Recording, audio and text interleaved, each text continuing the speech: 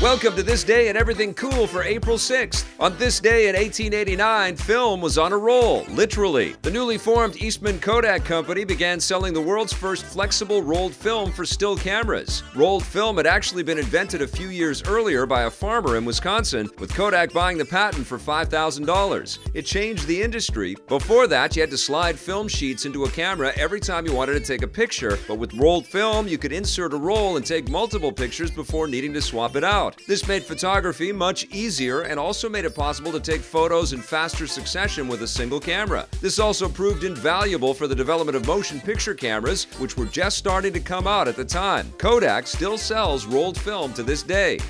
There was a lot of cool things to photograph on April 6, 1896. That's when the first modern Olympic Games began in Athens, 1,500 years after the original Olympics ended. The event lasted just 1 week and only had 14 participating nations, mostly from Europe, competing for gold, silver, or bronze in different events like gymnastics, cycling, and swimming. Women and non-whites weren't allowed to compete, but they were allowed to enter when the Games returned 4 years later in Paris. The Olympics have since become one of the biggest and most important international events, viewed by hundreds of millions of people worldwide and bringing nations together like never before.